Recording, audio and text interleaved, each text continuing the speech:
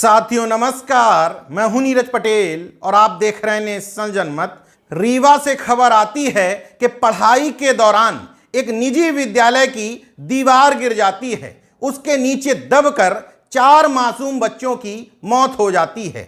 उसके अगले ही दिन खबर आती है कि सागर जिले के शाहपुर क्षेत्र में हरदौल मंदिर में भागवत कथा के दौरान शिवलिंग का निर्माण कर रहे बच्चों की दीवार गिरने से मौत हो जाती है।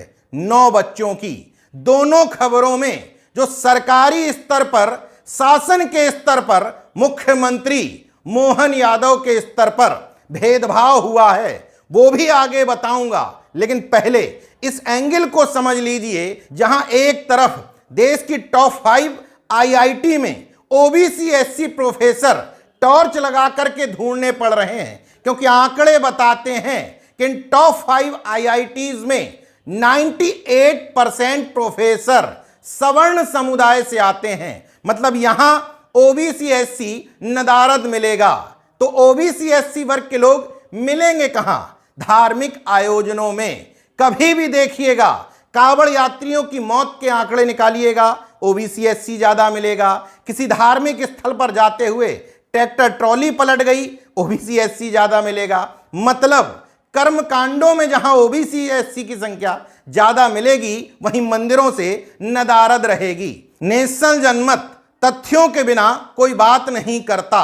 सागर जिले के हरदौल मंदिर में भागवत कथा के दौरान शिवलिंग निर्माण करते हुए जिन 9 बच्चों की मौत हुई, उनके नाम सुन लीजिए। यहां ओबीसी को 100% आरक्षण मिला हुआ है। 9 मृतक बच्चों के नाम सुन लीजिए। मयंक यादव उम्र 12 साल, नीतेश पटेल उम्र 13 साल, आशुतोष प्रजापति उम्र 15 साल, प्रिंस साहू उम्र 12 साल, दिव्यांग साहू उम्र 10 साल, देवराज साहू उम्र 8 साल, मयंक लोधी उम्र 10 साल, पर्व विश्वकर्मा उम्र 10 साल, हेमंत जोशी उम्र 10 साल। देश के संसाधनों, संस्थानों और हिस्सेदारी में भले ही ये टाइटल उतने नजर ना आते हों, लेकिन धार्मिक आयोजनों में जिनकी मौत होती है उसमें आप आरक्षण का 100% पालन होते जरूर देख सकते हैं। हैरत की बात देखिएगा,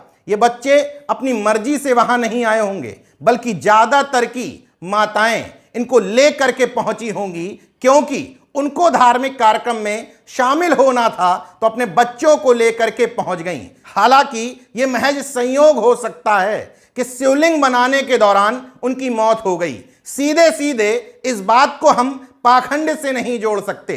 किसी अन्य मामले में भी बहुत हो सकती थी। जैसे एक दिन पहले रीवा के एक निजी विद्यालय में दीवार गिरने से 4 बच्चों की मौत हुई थी। लेकिन इन दोनों ही मामलों में न सिर्फ मध्य प्रदेश के मुख्यमंत्री डॉक्टर मोहन यादव, बल्कि देश के मुखिया प्रधानमंत्री नरेंद्र मोदी का भी भेदभाव साफ नजर आया। ये संदेश देने की कोशिश की गई कि विद्यालय में पढ़ रहे बच्चों की मौत से ज्यादा कीमती उनकी नजर में धार्मिक आयोजन में हुई मौत है।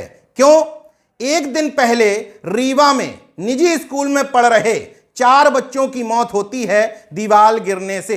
मोहन यादव जी खुद ट्वीट करके घोषणा करते हैं इन 4 बच्चों के परिजनों को 2-2 लाख रुपए मुआवजा दिया जाएगा। लेकिन अगले ही दिन शिवलिंग बनाते हुए जब बच्चों की मंदिर परिसर में मौत होती है तो उनके परिजनों के लिए जस्ट दुगना, यानी कि 4-4 लाख रुपए मुआवजे की घोषणा की जाती है। अगर ये भेदभाव नहीं है तो मैं मुख्यमंत्री मोहन यादव से सवाल पूछना चाहता हूं कि आखिर आपकी सरकार में जान की कीमत किस हिसाब से डिसाइड होती है? क्या जिलों के हिसाब से, घटना के हिसाब से? आखिर क्या क्राइटेरिया है? अगर कोई दूसरा क्राइटेरिया नहीं है तो नेशनल जनमत को प्रथम दृष्टया यही नजर आता है कि आपकी सरकार के एजेंडे में ही धर्म रहता है।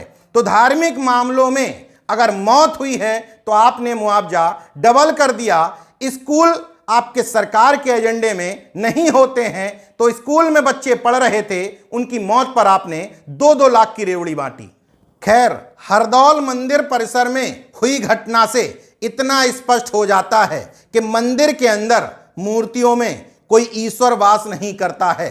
ईश्वर से मिलवाने के नाम पर जो बीच का बिचौलिया माल पीटता है, उसके अंदर कोई ताकत नहीं है। अगर ऐसी कोई ईश्वरी या दैवी शक्ति होती तो 9 मासूम मंदिर परिसर के अंदर शिवलिंग निर्माण करने के दौरान काल के गाल में ना समाते।